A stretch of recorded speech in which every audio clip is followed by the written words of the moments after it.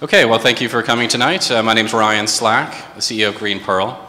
I would like to introduce our moderator in a few minutes, but first I would like to introduce Nicole Freilich of Allsteel, who's our sponsor tonight.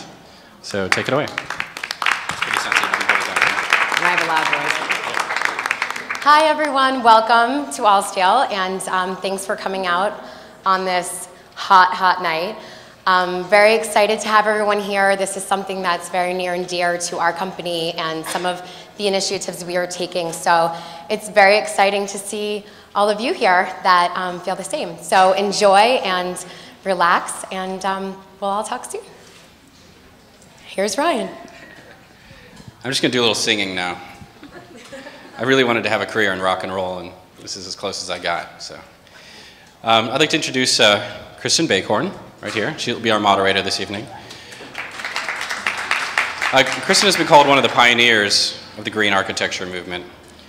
Kristen's first green consulting project was in 1978 when she wrote the environmental impact statement for a new construction project, the U.S. Nuclear Regulatory Commission.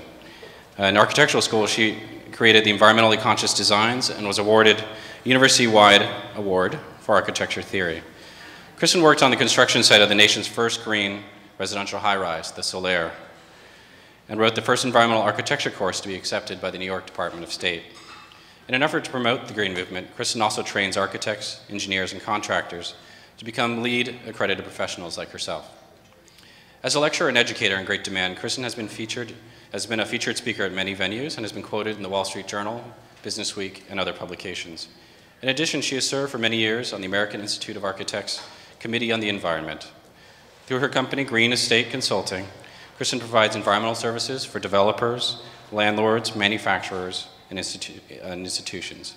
She's worked on many green projects, including single and multifamily residential projects, offices, hotels, and healthcare facilities. So without further ado, Kristen. Do I speak into this one? They should be sensitive enough for you all to be heard. Excellent. Can everybody hear me? Okay, thank you so much for coming. I'm very delighted that I don't have to speak tonight because we have a real brain trust here. We have people from the government, we have people from the private sector. Everybody here is an expert on green architecture, design, and real estate. So, what we are going to do tonight is get right to the issues that are of concern to you. I'm going to have each one of our panelists introduce themselves, tell you a little about their background and what their areas of expertise are and what their concerns are.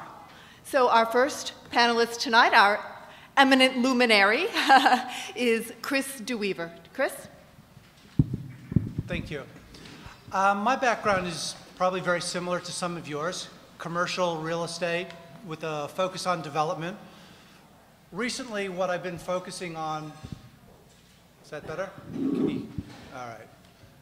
Recently, though, what I've been looking at very specifically over the past 6 months is energy reduction and looking at the green aspect. And when most people talk about green, I'm more interested in the folding kind of green, because one of the things that people often talk about is how do we make this pay for itself? How does it make sense? I think green costs more, is that right?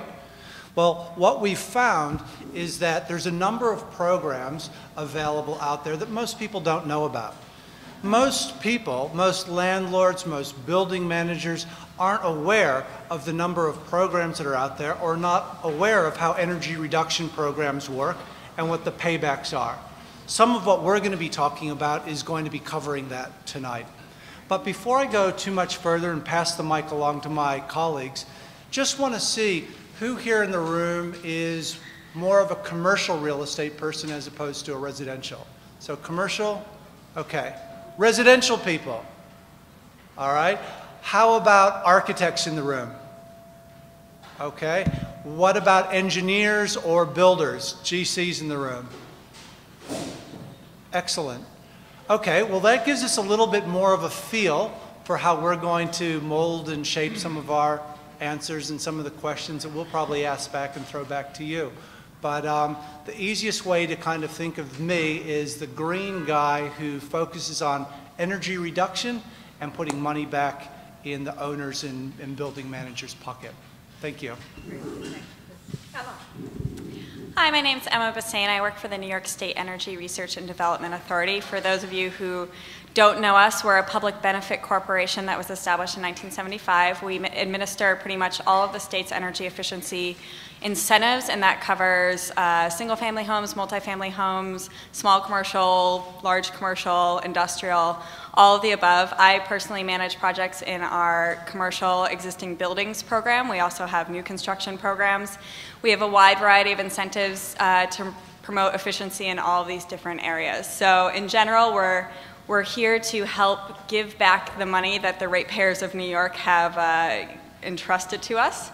And our goal is to help you guys be able to use those programs to the best of your ability to advance your business model and promote energy efficiency in New York State. We have incredibly aggressive goals, both from the governor's 15 by 15 plan. We're supposed to get our energy 15% below our current use by 2015, and also Bloomberg's Plan YC plan. So we're really working to try and get as many energy efficiency projects done as possible, and we have a wide variety of incentives. So I look forward to explaining all of those at the questions. Great, thank you. Steve Del Percio. Hi, my name is Stephen Del Percio, and I am a construction attorney with Aaron Fox here in New York. So I come at green from a much different perspective, I think, than a lot of the people up here. Much more from a risk management point of view. There are a lot of great opportunities, I think, that green building and energy efficiency represent to real estate stakeholders, but they are not without their risks. I also run a website called greenbuildingsnyc.com, which hopefully some of you have read.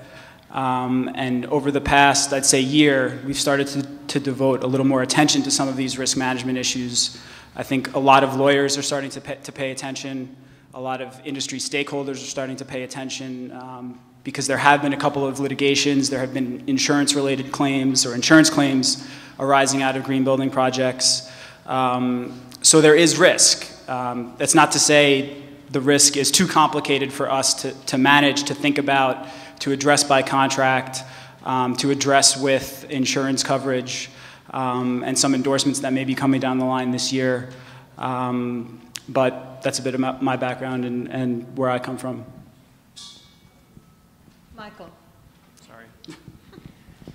Good evening, everyone. My name is Michael Zawacki. I founded a company called Sage Environments. My background, my interest in sustainability stems from, I grew up in Oregon, so I think that sort of kind of speaks for itself. Or, I jokingly tell people that as an elective, we would hug trees. So that's kind of I got into green a few years ago, and I come from a general contracting background. Worked in the city doing general contracting for a few years, and then started my own firm, consulting company, connecting homeowners to a lot of the incentives that are out there, such as NYSERDA and some of the tax credits, and also focusing on the home throughout the construction process and connecting people to the incentives and focusing on the health and energy efficiency of the home. So I'm kicking that project off, and thank you guys for having me. Much appreciated. Got the Emerging Green Builders of USGBC. Yes.